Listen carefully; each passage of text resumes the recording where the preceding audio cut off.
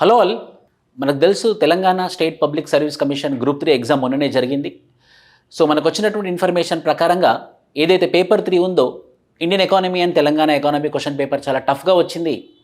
So మన తెలంగాణ అభ్యర్థులు ఈ ఎకానమీ అనే పేపర్లో కొంచెం కష్టంగా ఫీల్ అవుతున్నారని అర్థమయ్యి విష్ణు ఐఏఎస్ అకాడమీ తరపున మేము మా యూట్యూబ్లో ఫ్రీగా క్లాసెస్ ప్రొవైడ్ చేస్తున్నాము. సుకేష్ సార్ చాలా ఫేమస్. మన గ్రూప్ 1 కానివ్వండి, ప్రిలిమ్స్ ప్రోగ్రామ్ కానివ్వండి, లేదా గ్రూప్ 2 ప్రోగ్రామ్ కానివ్వండి, ఇవన్నిటిలో చాలా నిష్ణాతులైనటువంటి సుకేష్ సార్ క్లాసెస్ తీసుకుంటారు. దాంతోపాటు అడపదడప నేను కూడా క్లాసెస్ తీసుకుంటాను మీకు ర్యాపిడ్ రివిజన్ లాగా.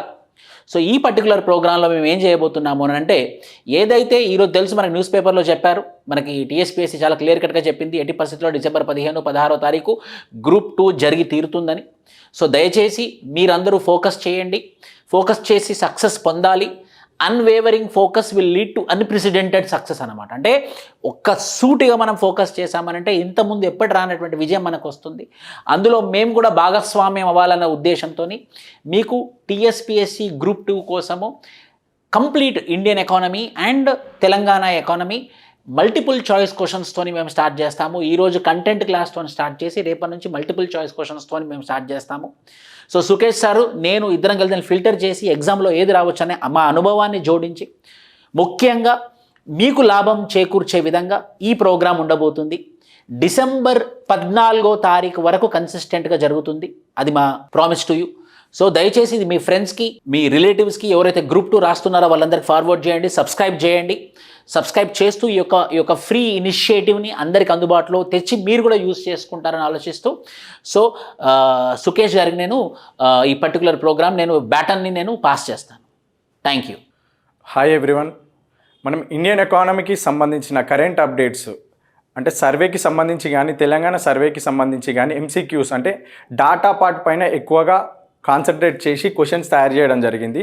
దానిలో భాగంగా ఇప్పుడు కొన్ని పీపీటీ రూపంలో చూస్తే, ఇండియా ఫారెన్ ఎక్స్చేంజ్ రిజర్వ్స్ విదేశీ మారక నిల్వలు, భారతదేశంలో విదేశీ మారక నిల్వలు ఏ విధంగా ఉన్నాయంటే 2024 సెప్టెంబర్ 27 వరకు భారతదేశంలో విదేశీ మారక నిల్వలు $700 బిలియన్ పైగా నమోదయ్యాయి. ఎప్పటి వరకు? 2024 సెప్టెంబర్ 27 వరకు భారతదేశంలో విదేశీ మారక నిల్వలు $704.9 బిలియన్ నమోదయ్యాయి. ప్రపంచంలో అత్యధిక విదేశీ మారక నిల్వలు కలిగిన దేశాలలో భారతదేశం యొక్క స్థానము 4వ స్థానంలో ఉంది. మొదటి స్థానంలో ఉన్నది చైనా, తర్వాత స్థానంలో జపాను, 3వ స్థానంలో వచ్చేసి స్విట్జర్లాండ్ 3rd ప్లేస్లో ఉంది, 4వ స్థానంలో ఇండియా ఉంది. ప్రపంచంలో అత్యధిక విదేశీ మారక నిల్వలు కలిగిన దేశాలలో భారతదేశం యొక్క స్థానం ఎంత అంటే 4వ స్థానము. ప్రస్తుతం భారతదేశంలో విదేశీ మారక నిల్వలు 2024 సెప్టెంబర్ 27 వరకు ఎంతగా కలిగి ఉన్నాయంటే $704.9 బిలియన్. 700కు పైగా బిలియన్ డాలర్లు కలిగిన దేశాలు ప్రపంచంలో ఎన్ని ఉన్నాయంటే 4 దేశాలు ఉన్నాయి. ఆ దేశాలు ఏంటి అంటే China, Japan, Switzerland, India. Question ఏ విధంగా రావచ్చు అంటే, ప్రపంచంలో విదేశీ మారక నిల్వలు కలిగిన దేశాలలో భారతదేశం యొక్క స్థానం ఎంత? 4వ స్థానము. 2024 సెప్టెంబర్ 27 వరకు భారతదేశంలో సమకూరిన విదేశీ మారక నిల్వలు ఎంతగా నమోదయ్యాయి అంటే $704.9 బిలియన్. ప్రపంచంలో 700కు పైగా బిలియన్ డాలర్లు నమోదైన దేశాల సంఖ్య ఎంత అంటే 4 దేశాలు. ఇది 2024 సెప్టెంబర్ 27 వరకు భారతదేశంలో నమోదైన విదేశీ మారక నిల్వలు ఎంత? $704.9 బిలియన్. ప్రపంచంలో 4వ స్థానంలో ఉంది India. EFTA free trade agreement, European free trade association తోటి భారతదేశము ఫ్రీ ట్రేడ్ అగ్రిమెంట్ అనేది ఎప్పుడు నమోదైంది, ఎప్పుడు అగ్రిమెంట్ జరిగింది అంటే 2024 మార్చి 11 నాడు ఇండియా మరియు యూరోపియన్ ఫ్రీ ట్రేడ్ అసోసియేషన్లో సభ్యులుగా ఉన్న 4 దేశాల మధ్య స్వేచ్ఛా వ్యాపార ఒప్పందం జరిగింది. స్వేచ్ఛా వ్యాపార ఒప్పందం ఏంటిది అని అంటే, ఇప్పుడు భారతదేశము ఏ దేశాల కూటమితో వ్యాపార ఒప్పందం చేసుకుంటుందో ఈ దేశాల నుంచి వచ్చిన ఎగుమతులు దిగుమతుల పైన సుంకాలు అనేది విధించడం జరగదు. ఎగుమతి దిగుమతి సుంకాలు లేకుండా స్వేచ్ఛగా వ్యాపారం జరగడానికి ఏర్పాటు చేసుకున్న కూటమినే ఫ్రీ ట్రేడ్ అసోసియేషన్ లేదా ఫ్రీ ట్రేడ్ అగ్రిమెంట్ అంటారు. భారతదేశము 2024 మార్చి 11 నాడు ఐస్లాండ్, లిచెన్స్టైన్, నార్వే, స్విట్జర్లాండ్ ఈ 4 దేశాలతోటి ఫ్రీ ట్రేడ్ అగ్రిమెంట్ చేసుకోవడం జరిగింది. ఎప్పుడు 2024 మార్చి 11. యూరోపియన్ ఫ్రీ ట్రేడ్ అసోసియేషన్ అనేది ఎప్పుడు ఏర్పడింది అంటే 1960లో ఈ అగ్రిమెంట్ అనేది ఈ అసోసియేషన్ ఏర్పాటు చేయడం జరిగింది. భారతదేశం ఈ అసోసియేషన్లో ఎప్పుడు చేరింది అంటే 2024 మార్చి 11 నాడు. భారతదేశం ఈ అసోసియేషన్లో చేరడానికి గల కారణాలు ఏంటేంటివి అంటే పెట్టుబడుల ద్వారా 15 సంవత్సరాలలో 10 లక్షల ప్రత్యక్ష ఉపాధులను సృష్టించాలి. ఇప్పుడు ఈ ఫ్రీ ట్రేడ్ అగ్రిమెంట్లో భాగంగా ఈ 4 దేశాలు భారతదేశంలో పెట్టుబడులు పెడతాయి. ఈ పెట్టుబడులు ఏంటి అంటే ఈ అగ్రిమెంట్లో భాగంగా ఒక ఒప్పందం చేసుకుంటుంది భారత ప్రభుత్వం. ఆ ఒప్పందం ఏంటిదంటే వచ్చే 15 సంవత్సరాలలో $100 బిలియన్ ఈ దేశాలు, ఏ దేశాలు? ఐస్లాండ్, లిచెన్స్టైన్, నార్వే, స్విట్జర్లాండ్ ఈ 4 దేశాలు వచ్చే 15 సంవత్సరాలలో $100 బిలియన్ భారతదేశంలో పెట్టుబడులుగా పెడతాయనే ఒప్పందం చేసుకోవడం జరిగింది. ఇలా పెట్టుబడులు పెట్టడం ద్వారా 15 సంవత్సరాలలో 15 లక్షల ప్రత్యక్ష ఉపాధులు సృష్టించబడతాయి. ప్రత్యక్ష ఉపాధులు ఈ పదం గుర్తుంచుకోండి, ఎందుకంటే మన క్వశ్చన్లో పరోక్ష ఉపాధులు అని ఇవ్వడం జరుగుతుంది. అప్పుడు మనం ఈ పదం చూడకుండా డైరెక్ట్ ఆన్సర్ పెడతాం.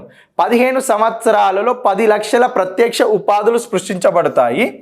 నవకల్పనలు, నూతన సాంకేతిక పరిజ్ఞానంలో స్విట్జర్లాండ్, నార్వే అనేది ప్రపంచంలోని అగ్రస్థానాలలో భాగంగా ఉన్నాయి. కాబట్టి ఈ నవకల్పనలు, నూతన సాంకేతిక పరిజ్ఞానంలో భాగంగా భారతదేశంలో ఫార్మా పరిశ్రమలు, ఆరోగ్య సేవల పరికరాలు తయారీ మరియు ఆహార ఉత్పత్తుల ప్రాసెసింగ్ రంగాలకు అపారమైన లాభాలు సమకూరే అవకాశం ఉంది అనే ఉద్దేశంతో ఈ ఫ్రీ ట్రేడ్ అగ్రిమెంట్లో యూరోపియన్ ఫ్రీ ట్రేడ్ అసోసియేషన్లో భాగస్వామ్యమైన 4 దేశాలతోటి ఫ్రీ ట్రేడ్ అగ్రిమెంట్ అనేది 2024 మార్చి 11 నాడు భారతదేశం ఈ వ్యాపార కూటమితోటి ఒప్పందం చేసుకోవడం జరిగింది.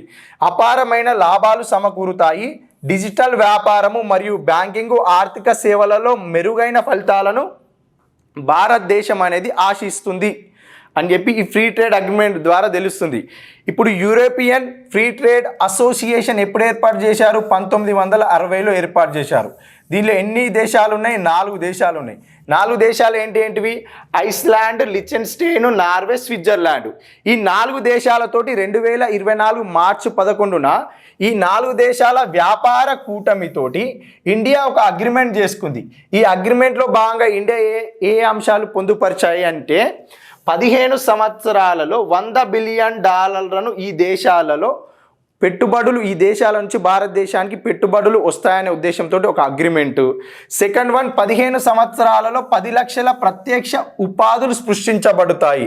క్వశ్చన్ ఏ విధంగా వస్తుంది అంటే 2024 మార్చి 11 నాడు ఇండియా యూరోపియన్ ఫ్రీ ట్రేడ్ అసోసియేషన్లో సభ్యులుగా ఉన్న 4 దేశాలతోటి ఒప్పందంలో భాగంగా ముఖ్య అంశాలను గమనించండి అని క్వశ్చన్ వచ్చి వ్యాపార ఒప్పందంలో భాగంగా 15 సంవత్సరాలలో $50 బిలియన్ ఈ దేశాలు భారతదేశంలో పెట్టుబడులు సమకూర్చబడతాయి అంటే కాదు. ఏంది? $100 బిలియన్ ఈ దేశాలు భారతదేశంలో పెట్టుబడి పెట్టే అవకాశం ఉంది.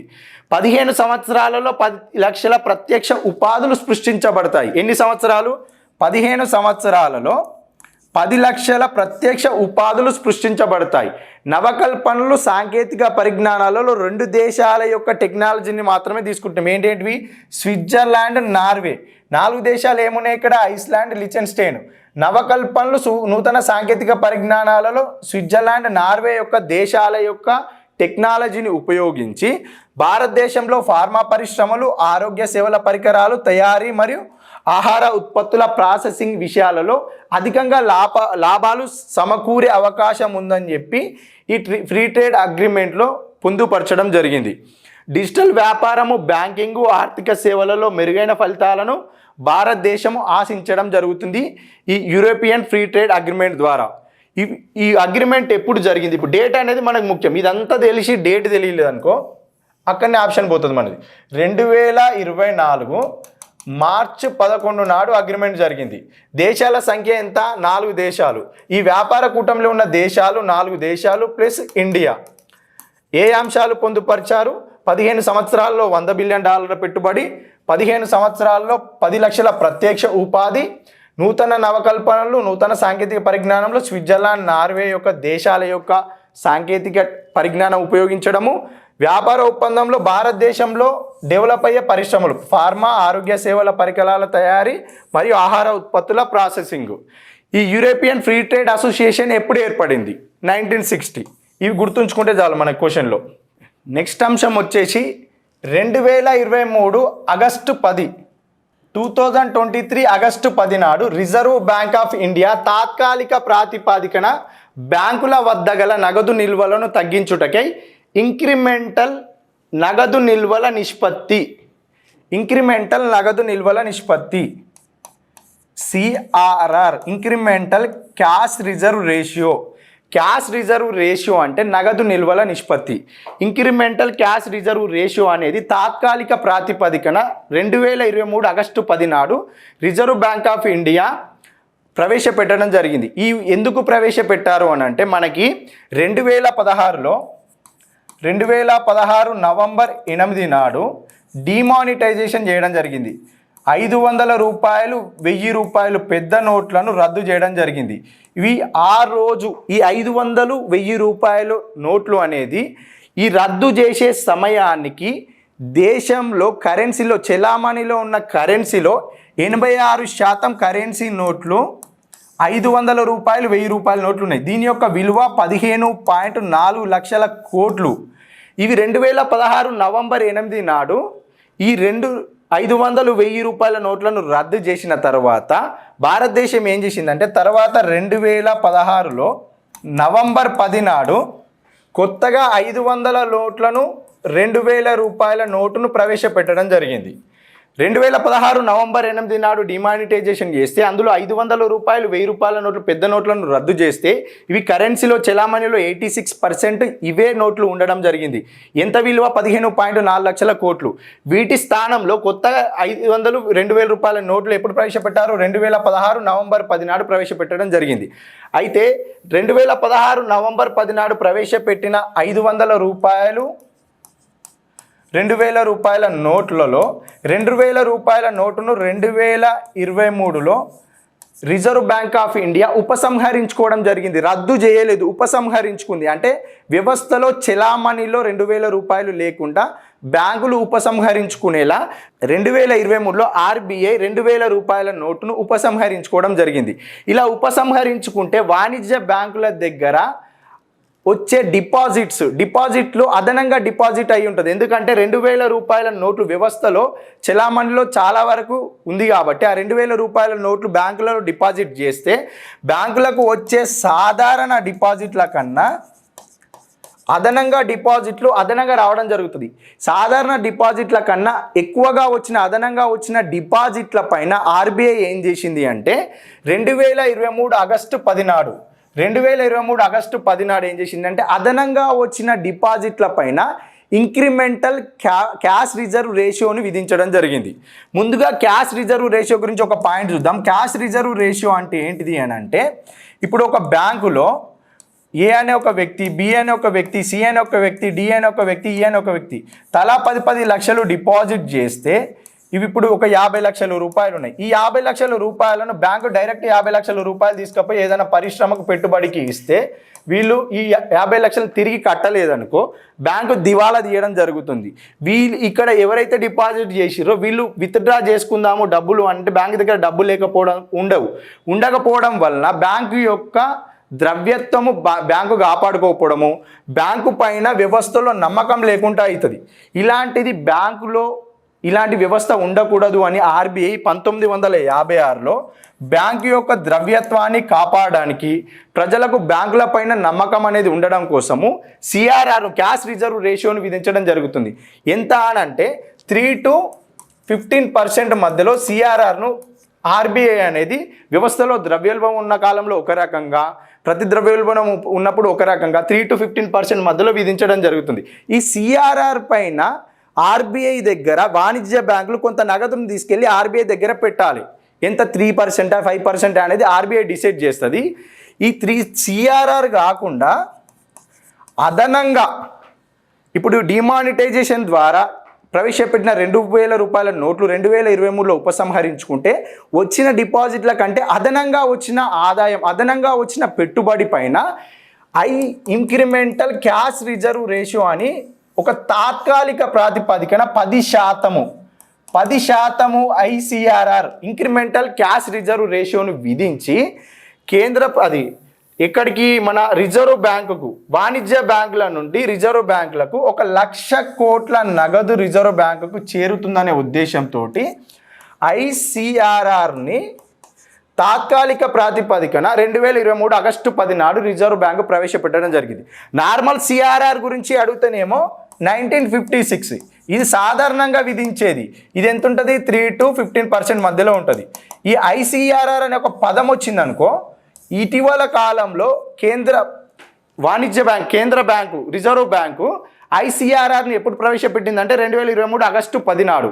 ఏ ఉద్దేశంతో ప్రవేశపెట్టిందంటే 2,000 రూపాయల కాగిత నోటును ఉపసంహరించుట వలన వాణిజ్య బ్యాంకుల వద్ద అదనముగా గల నగదు నిల్వలను తగ్గించుటకు ఈ చర్య చేపట్టారు. ఎంత కేంద్ర బ్యాంకు దగ్గరికి వాణిజ్య బ్యాంకుల నుంచి ఎన్ని కోట్ల నగదు వస్తుందని అంచనా వేయడం జరిగిందంటే 1,00,000 కోట్ల నగదు రిజర్వ్ బ్యాంకు చేరుతుంది. షెడ్యూల్డ్ వాణిజ్య బ్యాంకులు అదనంగా లభించిన నికర డిపాజిట్ల పైన 10%, ఇటీవల విధించిన ఐసిఆర్ఆర్ కేంద్ర బ్యాంకు ఆర్బీఐ ఇటీవల వాణిజ్య బ్యాంకుల పైన విధించిన ఐసిఆర్ఆర్ అనేది ఎంత శాతము అంటే 10%. ఇంక్రిమెంటల్ క్యాష్ రిజర్వ్ రేషియో ద్రవ్యోల్బణ రేటు కట్టడిలో భాగంగా మానిటరీ పాలసీ కమిటీ మరియు రిజర్వ్ బ్యాంక్ ఈ చర్యను చేపట్టడం జరిగింది. పర్సంటేజ్ గుర్తుంచుకోవాలి, ఏంది? 10%. నార్మల్ సిఆర్ఆర్ ఎంత శాతము నుంచి ఎంత శాతం ఉంటుంది అంటే 3 to 15%. ఇది సిఆర్ఆర్ ఎప్పుడు ప్రవేశపెట్టారు? 1956లో. ఇది ఐసిఓఆర్ని ఎప్పుడు తాత్కాలిక ప్రాతిపదికన ప్రవేశపెట్టారు? 2023 ఆగస్టు 10. డేట్లు అనేది మనకు చాలా ఇంపార్టెంట్. మనకి డేట్ లేకుండా ఆప్షన్లో ఏది కూడా ఇవ్వడం లేదు, ప్రతిదీ ఇస్తున్నారు కాబట్టి. ఎందుకంటే ఇదంతా మ్యాటర్ తెలిసి ఈ డేట్ తెలియదు అనుకో ఆప్షన్ పోతుంది. ఇదంతా తెలుసుకోవడం కన్నా డేట్ అనేది ఇంకా ఇంపార్టెంట్. డేట్ గుర్తుపడితే దాని ద్వారా మనం ఆన్సర్ తెలియకుండా పెట్టిన కొన్ని ఆన్సర్స్ కరెక్ట్ అయ్యే ఛాన్స్ ఉంది. కానీ డేట్ తెలియకపోతే మాత్రం మనం ఏ ఆప్షన్ని చూస్ చేసుకోవడానికి ఇబ్బంది పడాల్సిన అవసరం ఉన్నది. ఇప్పుడు 2023 ఆగస్టు 10 అనేది ఇంపార్టెంట్. తర్వాత సిఆర్ఆర్ ప్రస్తావన వచ్చింది కాబట్టి సిఆర్ఆర్ భారతదేశంలో ఆర్బీఐ ఎప్పుడు ప్రవేశపెట్టిందంటే 1956 కూడా చూసుకోవాలి. ఎంత శాతము అంటే 10%. ఎన్ని లక్షల కోట్ల రిజర్వ్ బ్యాంకుకు వస్తుంది అంటే 1,00,000 కోట్ల నగదు రిజర్వ్ బ్యాంకు రావడం జరుగుతుంది. ద్రవ్యోల్బణ రేటు కట్టడిలో భాగంగా మానిటరీ పాలసీ కమిటీ మరియు రిజర్వ్ బ్యాంక్ ఈ చర్యను చేపట్టడం జరిగింది. ఖరీఫ్ సీజన్లో కేంద్ర ప్రభుత్వం ఇప్పుడు కేంద్ర ప్రధానమంత్రి అధ్యక్షతన కలిగిన క్యాబినెట్ సబ్ కమిటీ 2024 జూన్లో ఖరీఫ్ సీజన్లోని 14 పంటలకు మద్దతు ధర ప్రకటించడం జరిగింది. ఈ మద్దతు ధర అనేది 2023-24లో ఏ విధంగా ఉంది, 2024-25లో ఏ విధంగా ఉంది? 2023-24లో ప్రకటించిన 14 పంటల మద్దతు ధర కన్నా 2024-25లో ప్రకటించిన కనీస మద్దతు ధరలో ఏ పంటకు అదనంగా ఎక్కువగా కేటాయించడం జరిగింది? ఒకసారి చూస్తే ఇక్కడ నైజర్ నూనె 7,734 నుంచి 8,717 అంటే 983 రూపాయలు అదనంగా పెంచడం జరిగింది. ఈ 14 పంటలలో 2024-25లో ప్రకటించిన ఖరీఫ్ పంటలలో భాగంగా ఎక్కువగా ప్రకటించిన ధర ఏ పంటకు ఎక్కువగా ప్రకటించారు అంటే నైజర్ నూనెకు. తర్వాత స్థానంలో నువ్వులు ఎంత ఉన్నాయంటే 8,635 నుంచి 9,267కు పెంచడం జరిగింది. ఎంత? 632 రూపాయలకు పెంచారు. అంటే రెండవ స్థానంలో నువ్వులు ఉన్నాయి. తర్వాత స్థానంలో ఏమున్నాయి ఇక్కడ? 117 ఏమో వరి, గ్రేడ్ ఏ వరి 117, వరి కూడా చూసుకోవాలి. 117 వరి 2,184 నుంచి 2,300కి, 2,203 నుంచి 2,320కి 117 రూపాయలు వరి పెరగడం జరిగింది. తర్వాత నెక్స్ట్ ఇక్కడ ఇప్పుడు 550 రూపాయలు ఏంటివి? కందులకు 7,000 రూపాయల నుంచి 7,500లకు పెంచడం జరిగింది. 550 రూపాయలతోటి కందులు 3వ స్థానంలో ఉన్నాయి. తర్వాత సోయాబీన్ సోయాబీన్ కాదు, పొద్దుతిరుగుడు 6,760 నుంచి 7,280, అంటే 520 రూపాయలు. మొదటి స్థానంలోనేమో నైజర్ నూనె, రెండవ స్థానంలోనే నువ్వులు, మూడో స్థానంలో కందులు, తర్వాత పొద్దుతిరుగుడు 4వ స్థానంలో ఉన్నాయి. మొదటి స్థానంలో ఏమున్నాయి ఇక్కడ? నైజర్ నూనె, తర్వాత నువ్వులు, కందులు, తర్వాత పొద్దుతిరుగుడు.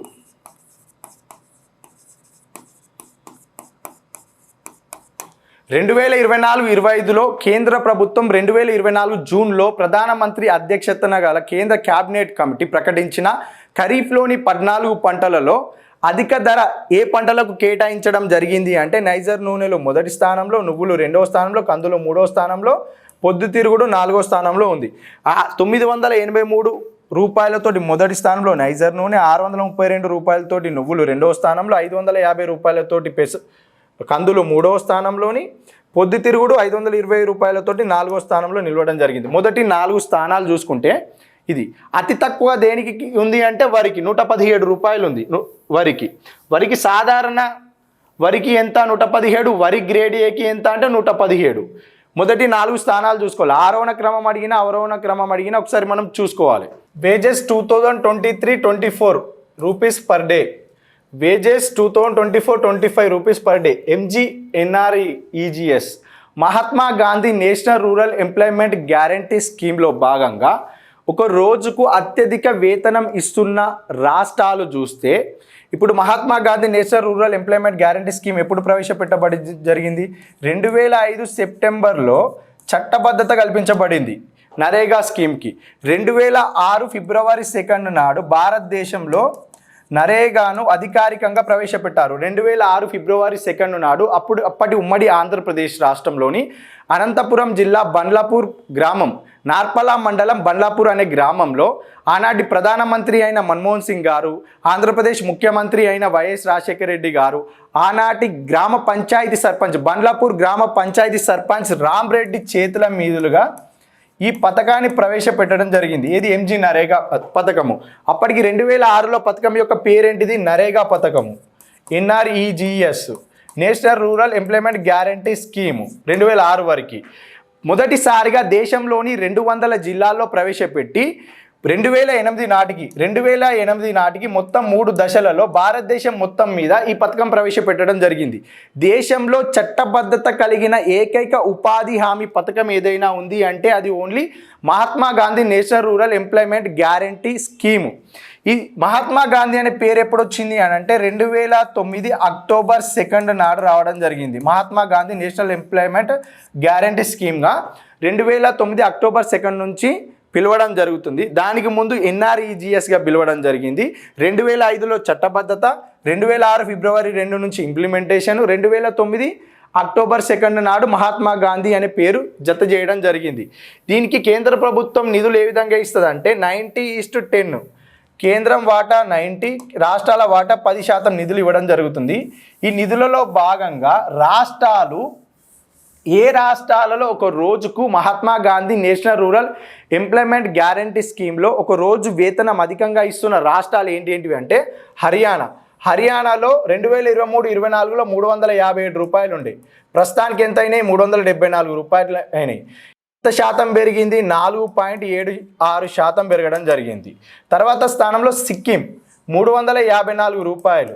2024-25కి ఎంత అయింది? ఇది 374 రూపాయలు. అంటే ఇప్పుడు Mahatma Gandhi national rural employment guarantee స్కీమ్లో భాగంగా అత్యధిక వేతనం ఇస్తున్న రాష్ట్రము అని కాదు, రాష్ట్రాలు ఏంటిది? ఒకటి హర్యానా, సెకండ్ సిక్కిం. ఎందుకంటే రెండు కూడా 374 రూపాయలు ఇవ్వడం జరుగుతుంది. ఈ 374 రూపాయలు హర్యానా, సిక్కిం రెండు కూడా 374 రూపాయలు ఇస్తుంది. కానీ 357 నుంచి 374 పెరిగింది, 4.76%. 354 నుంచి 374 పెరిగింది, ఎంత? 5.65% పెరిగింది. ఇంకొక అంశం ఏంటిది అని అంటే 2023-24 నుండి 2024-25 మధ్యలో పెరిగిన వేతనాలు, Mahatma Gandhi national rural employment guarantee స్కీమ్లో భాగంగా పెరిగిన వేతనాలలో అధిక శాతం వేతనం పెరిగిన రాష్ట్రాలను గుర్తించండి. వేతనం పెరిగిన రాష్ట్రంను గుర్తించండి అంటేనేమో 374 అధిక వేతనాలు గల రాష్ట్రాలు అంటే 374 హర్యానా, సిక్కిం. అధిక వేతనాలు ఇస్తున్న రాష్ట్రాల వరుస క్రమం అంటే హర్యానా, సిక్కిం మొదటి స్థానంలో ఉన్నాయి. అధిక శాతం వేతనం పెంచిన రాష్ట్రం ఏది అంటే గోవా. ఎంత శాతం పెరిగింది? 10.6% పెరిగింది. అంటే శాతము అని మెన్షన్ చేస్తే గోవా అని ఆన్సర్ చూసుకోవాలి మనం. ఎందుకు అని అంటే 322 నుంచి 356. పోయిన సంవత్సరం 2023-24 నుంచి 2024-25కి ఎంత శాతం పెరిగింది? 10.56% పెరిగింది. ఇక్కడ కర్ణాటక 316 నుంచి 349 పెరిగింది. అంటే 10.44%. 10.56%లోని గోవా మొదటి స్థానంలో, కర్ణాటక రెండవ స్థానంలో ఉంది. ఏది శాతము పెరుగుదల శాతం నమోదైన రాష్ట్రాలు. ఎంజీ నరేగా స్కీమ్లో భాగంగా వేతనాలు ఇచ్చే వేతనాల రూపంలో ఏ రాష్ట్రంలో వేతనం యొక్క శాతం పెరిగింది అంటే గోవాలో అధికంగా పెరిగింది. ఎంత? 10.56%. కర్ణాటక ఎంత పెరిగింది? 10.44%. లేకుండా ఎంజీ నరేగా స్కీమ్లో ఒక రోజు వేతనం అధికంగా ఇస్తున్న రాష్ట్రాలను గుర్తించండి అంటేనేమో హర్యానా, సిక్కిం. 2023-24తో పోల్చితే 2024-25లో ఎంజీ నరేగాలో భాగంగా ఒక రోజు వేతనానికి ఎంత శాతం అధికంగా కేటాయించారు, శాత రూపంలో అధికంగా కేటాయించిన రాష్ట్రాలు అంటేనేమో గోవా, కర్ణాటక. మన తెలంగాణ ప్రస్తావనకు వస్తే తెలంగాణలో 2023-24లో ఎంత ఉండే అంటే 272 రూపాయలు ఉండే. ఇప్పుడు 2024-25కి ఎంతకు పెంచిరు అంటే 300 రూపాయలకు పెంచిరు. ఎంత శాతం పెరిగింది అంటే 10.24% పెరిగింది. ఆంధ్రప్రదేశ్లో కూడా 10.24% పెరిగింది. తెలంగాణకు ప్రస్తుతము ఎంజీ నరేగాలో భాగంగా 2024-25లో ఎంత ఒక రోజు వేతనం కల్పించబడుతుంది, ఎంత వేతనం ఇవ్వబడుతుంది అంటే 300 రూపాయలు ఇవ్వడం జరుగుతుంది. ఎంత నుంచి ఎంతకు పెంచిరు? 272 నుంచి 300కు పెంచిరు. శాత రూపంలో ఎంత పెరిగింది? 10.24%. క్వశ్చన్ ఏంటంటే ఇప్పుడు ఇక్కడ 2024-25లో ఎంజీ నరేగాలో భాగంగా అత్యధిక వేతన ఇస్తున్న రాష్ట్రం ఏది అంటే హర్యానా, సిక్కిం. 2023-24తో పోల్చితే 2024-25లో వేతన ఉపాధి ఎంజీ నరేగాలో భాగంగా ఒక రోజు వేతనం ఇచ్చే దానిలో శాత రూపంలో అధిక శాతం నమోదైన రాష్ట్రం అంటే ఏంటిది? గోవా, కర్ణాటక చూసుకోవాలి. తెలంగాణ ప్రస్తావనకు వస్తే 272 రూపాయల నుంచి 300 రూపాయలు. శాత రూపంలో క్వశ్చన్ అడిగితే 10.24%. ఆంధ్రప్రదేశ్కి కూడా 10.24%. ఆంధ్రప్రదేశ్లో కూడా ఒక రోజుకు వేతనం ఎంత? 300 రూపాయలు ఎంజీ నరేగాలో భాగంగా. అయితే ఈ ఎంజీ నరేగాలో భాగంగా ఒక రోజు వేతనము మ్యాక్సిమంగా ఎంత ఇవ్వచ్చు అనే ఒక ఉద్దేశంతో కేంద్ర క్యాబినెట్ ఒక కమిటీని ఏర్పాటు చేస్తే ప్యానెల్ కమిటీ, ప్యానెల్ కమిటీ ఏంటిదంటే అనూప్ సత్పతి కమిటీ.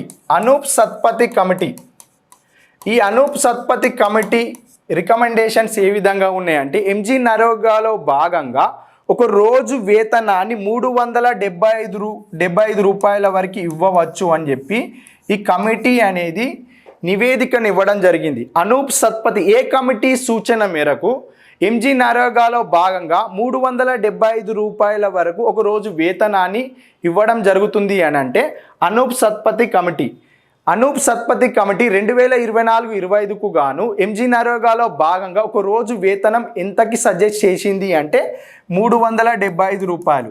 ఈ 375 కంటే తక్కువనే ఉన్నాయి. ఇక్కడ 374 హర్యానా, 374 సిక్కిం, గోవా. ఇది ఎంజీ నరేగాకి సంబంధించిన అప్డేటు.